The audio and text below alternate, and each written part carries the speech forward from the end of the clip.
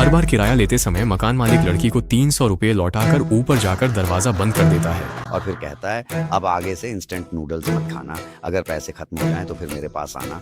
वह लड़की के कपड़े भी ले गया और उन्हें छिपा दिया ताकि बाद में ला सके। रिसेप्शन पर लौटते समय उसने एक विकलांग विक्रेता से लॉटरी टिकट खरीद लिया। तुम बहुत होशियार हो, जानते हो चीजें कैसे बिगाड़नी है। विकलांग युवक का नाम अलियू है। एक हादसे के कारण अब उसे नहाने के लिए भी अपने पिता की मदद लेनी पड़ती है। ऐसे में किसी अजनबी के लिए उसके मन में चाहत तो है, लेकिन हिम्मत नहीं। फिर भी वह अभी अभी आई लंबी टांगों वाली लड़की पर नजरें गड़ाए हुए है और कल्पना करता है कि शायद उसका उससे कोई संबंध बन जाए। ये सब बातें मकान मालिक की नजरों से छुपी नहीं है। देखने की जरूरत नहीं, वह बेचने वाला हर दिन आता है क्या? जरूरी नहीं। क्या तुम उस जगह के बारे में उसे धोखा देना चाहते हो? मकान मालिक की मुस्कान देख अलियू भागना चाहता था, पर तेज बारिश ने उसे रोक दिया। वह मजबूरन एक सार्वजनिक शौचालय में छिप गया। वहाँ कोई निजता नहीं थी। तभी उसे अंदर एक जोड़े की आवाज सुनाई दी और वह धीरे धीरे उनके पास चला गया। अश्लील हरकतें जारी रहीं। तभी दरवाजा खुलने पर अलियू को होश आया। वह जोड़ा बिना झिझके और भी उत्तेजित हो गया। इस घटना ने अलियू के मन में विपरीत लिंग के प्रति चाहत बढ़ा दी। अब वह अक्सर सार्वजनिक शौचालय जाकर वैसी ही कल्पनाएं करने लगा। जल्द ही एक गुंडे ने उसकी इस कमजोरी को भांप लिया और अपनी गर्लफ्रेंड के साथ उसके सामने मजाक करने लगा। अलियू को मजाक उड़ाने की आवाजों से कोई फर्क नहीं पड़ा। वह बस युद्ध के मैदान को एकटक घूरता रहा और खोया रहा। पिछली बार स्क्रैच कार्ड खरीदने के बाद मकान मालिक और एलियू भी दोस्त बन गए थे। मकान मालिक नहीं चाहता था कि अलियू खुद को दबाए रखे, इसलिए उसने उसे एक तोहफा देने का फैसला किया। अरे क्यों? क्या तुम्हें औरत की वो चीज बहुत चाहिए थी? लो, तुम्हारे खेलने के लिए दे रहा हूँ। अलियू के बार बार मना करने और शरीफ बनने पर मकान मालिक को लगा वो सतर्क है, तो उसने तुरंत कपड़े का पता बताकर भरोसा दिया कि इसमें कोई बीमारी नहीं है। ये तो कभी धुला ही नहीं है। मकान मालिक, पर उस दिन भी कहाँ था?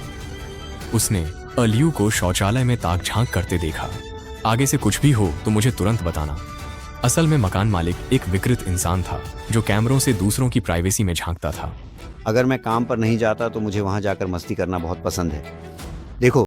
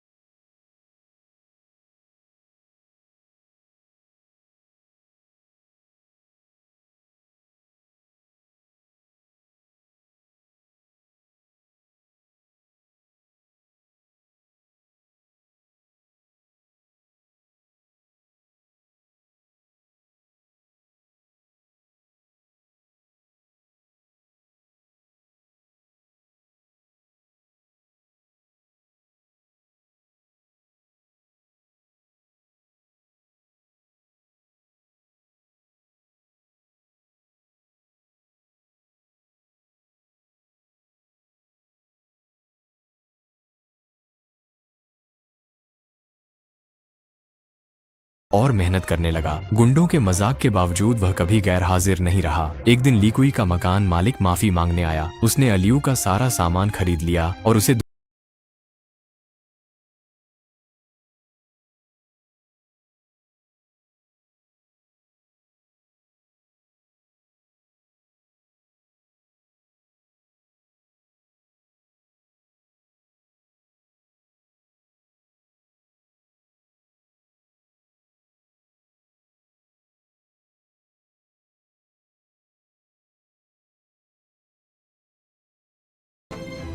ऐसे हालात में भी खेलने आ गए हो, बिखरे हुए हो, लेकिन बेकार नहीं है। सोचा नहीं था कि मकान मालिक इतना वफादार निकलेगा। जब उस लड़की ने अलियू की सेवा करने से मना कर दिया तो उन्होंने बस किसी और को बुला लिया। घर में किसके पास कोई किताब है? अलियू शर्मिंदा हुआ और मकान मालिक का सब्र भी टूटने लगा। आखिरकार उसने अलियू के लिए एक उम्रदराज महिला ढूंढ ली। महिला का व्यवहार अच्छा था, पर दरवाजे पर पहुंचते ही अलियू ठिठक गया। थोड़ी जवान चाहिए। ये तो मेरे पापा जैसे लग रहे हैं। तो ऐसा लगता है कि सब कुछ बदल गया है।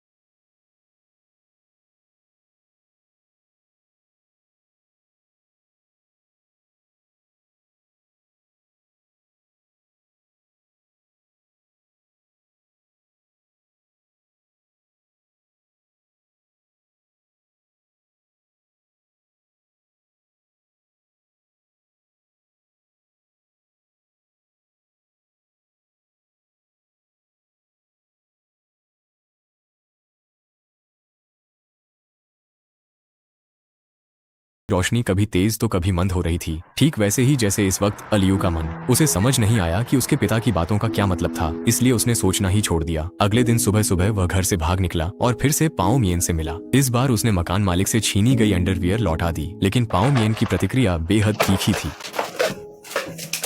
तुम मुझे क्यों सताते हो? तुम सब मुझे क्यों सताते हो?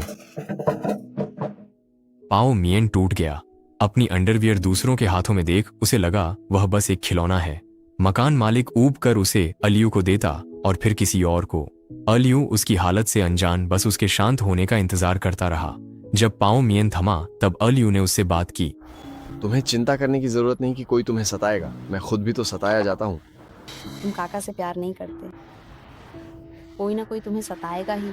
कहते ही रहो, कभी खत्म नहीं होगा। देखो, मैं हमेशा दूसरों के लिए बस एक छोटा सा बेकार अपाहिज इंसान ही रहा हूँ। विकृत। दुखी सुनहरी मछली ने दोनों को एक दूसरे का दर्द समझने का मौका दिया। अब अलियू भी खुद को छुपाता नहीं है। कई बार सच में छुप जाने का मन करता है और कभी कभी तो ये काफी मजेदार भी होता है। नहीं जाऊंगा। दोनों तुरंत सहमत हो गए और साथ में पब्लिक टॉयलेट में घुस गए। यहाँ गंदगी और बदबू थी और सिर्फ ऐसे बेचारे लोग जिन्हें दुनिया ने ठुकरा दिया है यहाँ रुकते हैं। दीवारों पर बेतरतीब ढंग से लिखी गई तमाम बातें देखकर हाउमैन को यहाँ कुछ अपनापन सा महसूस हुआ। इन्हीं में से कुछ में सुपारी देकर हत्या करवाने की बातें भी लिखी थीं।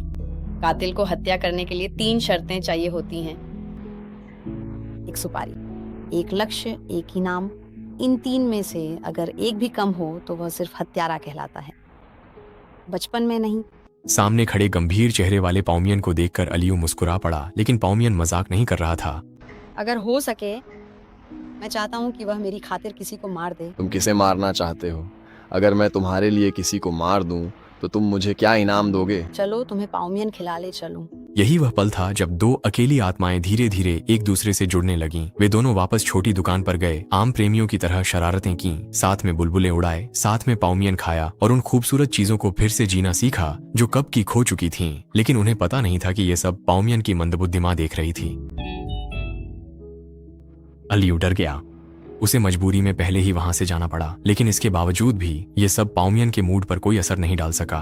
वह अपनी माँ के ऐसे व्यवहार का आदी हो चुका था और अब तो उसके पास अलियू भी है, इसलिए कल का दिन हमेशा उम्मीद से भरा लगता है। इसके बाद पाउमियन एक शानदार रेस्टोरेंट में गया ताकि अपनी माँ के लिए कुछ खाना पैक करवा सके। जब से उसकी माँ पागल हुई है, अब तो हर बार माँ को इसी रेस्टोरेंट की सैल्मन मछली चाहिए होती है। पाउमियन को खुद अपने हाथों से मछली की सारी कांटियां निकालनी पड़ती हैं, फिर उसे मांस की तरह मैश करके चावल में मिला देता है और फिर एक एक चम्मच माँ को खिलाता है।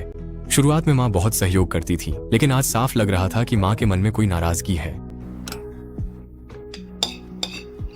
पाउमियन को गहराई से यह महसूस होता है कि उसकी माँ उसे खुशहाल देखना बिल्कुल पसंद नहीं करती, जैसे कि वह खुद अपनी उदास और एकाकी विधवा जिंदगी से कभी खुश नहीं रह पाई हैं।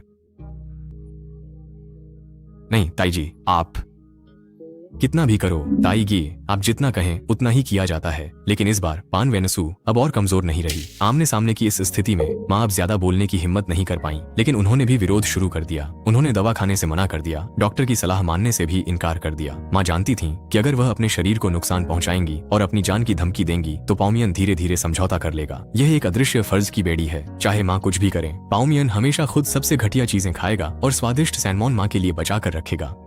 दूसरी ओर अलियू बहुत ही शानदार भोजन कर रहा था। आज पिता ने अपने सामान्य व्यवहार के विपरीत ढेर सारी स्वादिष्ट डिशेज मंगवाई और लगातार अलियू की प्लेट में खाना परोसते रहे। कुछ ही दिन बचे हैं, अच्छा खाओ, अच्छा जियो। अलियू हैरान था। तभी पिता ने मेडिकल रिपोर्ट दिखाई। असल में पिता कैंसर की आखिरी स्टेज पर थे और जानते थे कि वे ज्यादा नहीं जिएंगे। उन्होंने बेटे का रिश्ता इसलिए कराया था ताकि उनके बाद उसका कोई सहारा हो, पर बेटे के इनकार के बाद अब सब खत्म हो चुका था। पिता ने ठान लिया कि मरने से पहले वे खुद अलियू को मार डालेंगे ताकि बेटा इस दुनिया के दुखों से बच सके। अलियू ने इसका कोई विरोध नहीं किया। जब से वह विकलांग हुआ था, उसने अपनी मौत के अनगिनत तरीके सोचे थे और पिता के हाथों मरना निस्संदेह सबसे परिपूर्ण था। लेकिन मरने से पहले भी वह एक इंसान को नहीं भूल पा रहा था। तुमने पहले कहा था कि तुम किसी को मारना चाहती हो, वांग शुए। क्या तुम्हारी माँ वेन गे है? अपनी मौत करीब देख अलियू मरने से पहले पाउमियन के दुश्मन को मारकर उसकी मदद करना चाहता था। पाउमियन को अलियू के दर्द का पता नहीं था। उसे लगा कि उसने मकान मालिक से उसके रिश्ते को समझ लिया है। छोटे बदमाश। क्या तुम जल रहे हो? उसने नहीं सोचा था कि कोई उससे ईर्ष्या करेगा। अलियू की गर्मजोशी देख उसका डर मिट गया। उसने शटर गिराया और उसके करीब आ गया। इस बार कोई दर्द या सुन्नता नहीं थी, न ही कोई जल्दबाजी थी। इस बार उसे अब खुद को पूरी तरह से उस इंसान को सौंप देना था जिसे वह पसंद करता है। इसी समय बाहर से दरवाजा खटखटाने की आवाज आई। मकान मालिक फिर से आ गया था। दोनों ने तुरंत कपड़े पहन लिए और चुपचाप पिछले दरवाजे से बाहर निकल गए। पाउमियन ने आज तक कभी इतनी खुशी महसूस नहीं की थी। दोनों इतनी तेज दौड़े कि पल भर में ही गायब हो गए। छोटी गली में अलियू ने फिर से पाउमियन और मकान मालिक के रिश्ते की बात छेड़ी, लेकिन पाउमियन ने हमेशा की तरह इस बारे में बात करने से इनकार कर दिया। वह नहीं चाहता था कि जिसे वह पसंद करता है वह उसकी गंदी सच्चाई देखे। क्या तुम मुझसे वादा कर सकते हो कि तुम मुझसे ये सवाल नहीं करोगे? असल में दोनों के रिश्ते का अंदाजा अलियू पहले ही लगा चुका था, इसलिए ज्यादा पूछने की जरूरत नहीं थी। ठीक है, तो क्या तुम भी मेरा एक वादा मान सकती हो?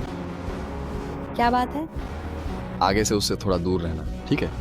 ताउमिन को अलियू का जलन वाला अंदाज बहुत पसंद आया। उसने उसकी बात मान ली। उन्हें यह पता नहीं था कि यह प्रेमियों का आखिरी आलिंगन और चुंबन होगा। विदाई के समय अली ने बस नूडल्स मंगवा लिए, लेकिन सोचने पर भी कुछ कहने को नहीं था, इसलिए बस हल्के से अलविदा कह दिया। पास में खड़ी को यह नहीं पता था कि अलियू को उसके पिता जल्द ही मार डालेंगे। वह तो बस खुशी खुशी दुकान में लौट आई। जैसे ही वह अंदर आई, उसने मकान मालिक की जानी पहचानी आवाज सुनी। अगर आप दरवाजा खोल भी दें तो क्या आप मदद के लिए खोलेंगे? आप उस पुजारी की किस बात को इतना गंभीर मान रहे हैं? लगता है मकान मालिक बाजार में लौट रहे हैं और नूडल कंपनी ने अलियू की बात मान ली है। इस बार वह पक्के इरादे में है। उठो उठो, झटपट बनने वाले स्वादिष्ट नूडल्स।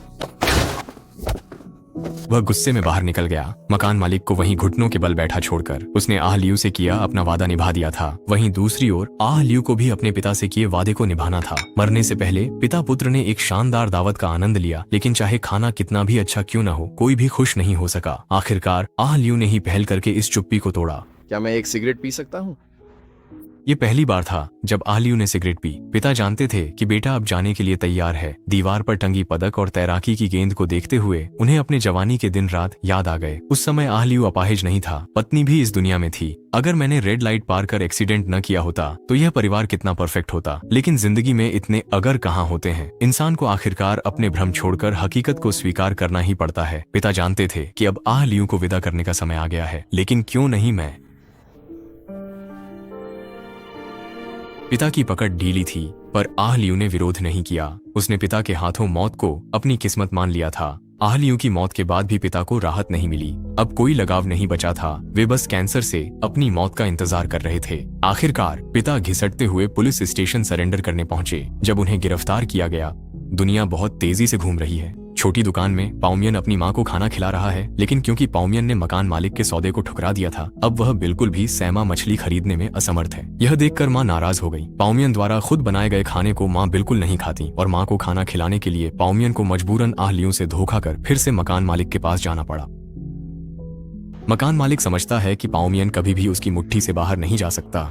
लेकिन ठीक उसी समय जब पाउमियन मकान मालिक के पास से जा रहा था, अचानक एक व्यक्ति आ गया। क्या ये तुमने ही शूट किया है? बहुत अच्छा किया, बहुत अच्छा शूट किया है। देखूं तुमने कैसे शूट किया।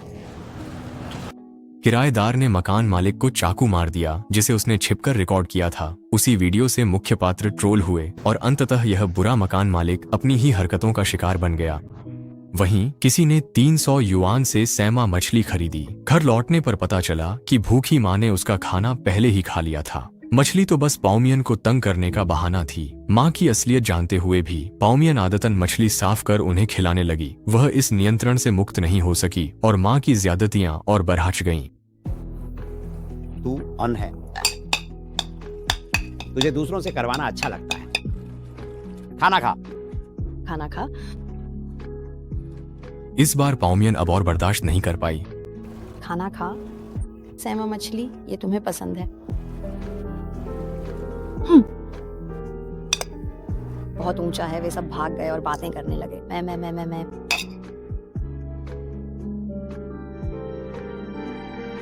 पाऊं।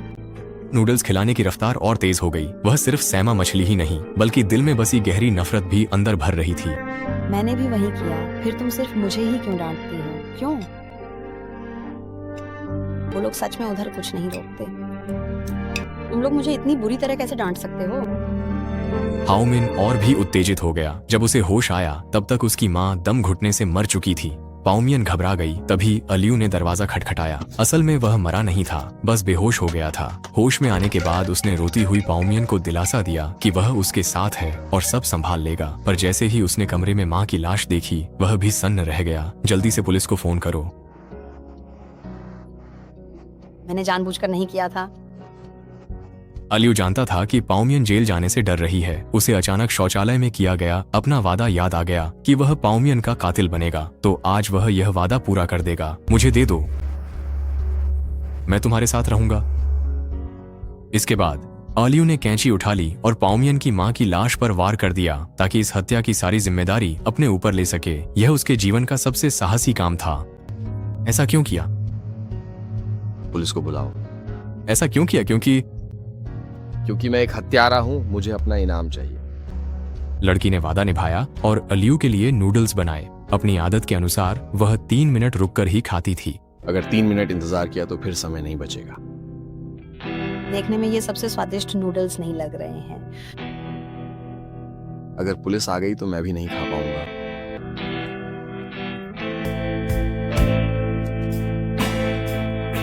दोनों एक दूसरे को चुपचाप देखते रहे। न कोई दुख था, न कोई वीरता, बल्कि एक तरह की बेफिक्री थी। पाओमे समझ गई कि उसके सामने बैठा व्यक्ति इस दुनिया का सबसे प्यारा हत्यारा है।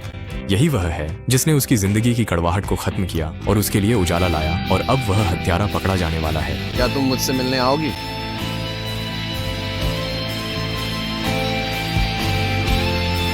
इसके बाद कुछ भी नहीं कहा गया, लेकिन यह हजारों शब्दों से ज्यादा था। दो प्यार करने वालों ने एक बार फिर एक दूसरे को बचा लिया। अलियू जल्दी ही पकड़ा गया, लेकिन जब उसके पिता ने उसकी पीठ की ओर देखा तो वह खास तौर पर संतुष्ट थे, क्योंकि वह समझते थे कि अलियू जेल में बाहर से कहीं बेहतर रहेगा। कम से कम उसे खाना पीना मिलेगा, सिर पर छत होगी और अब वे निश्चिंत होकर जा सकते हैं। सालों बाद पाओ मियन व्हील चेयर पर बैठा ताकि वह अलियू के जीवन को महसूस कर सके और उनके अंतरंग पलों को याद कर सके। उसकी नजर में यही सबसे गहरी कोमलता है, मैं तुम्हारे जैसा जीऊं और तुम पर निर्भर रहूं। प्रिय किलर 2020 में रिलीज हुई थी। यह एक बेहद गहन ड्रामा फिल्म है। निर्देशक के लिए किलर का नाम असल में जीने के कारणों की बात करता है। टारगेट, कमीशन और इनाम, ये तीनों एक किलर के लिए जरूरी हैं, और यही तीन तत्व हमारे हर एक के जीवन के भी आधार हैं। अलियू और फास्ट फूड नूडल्स वाले की जिंदगी में ये तीन तत्व भी बदलकर चाहत, सहारा और अपनापन बन जाते हैं। वे इस ठंडे शहर के कोनों में अपनी जिंदगी का मतलब जोड़ने की कोशिश करते हैं।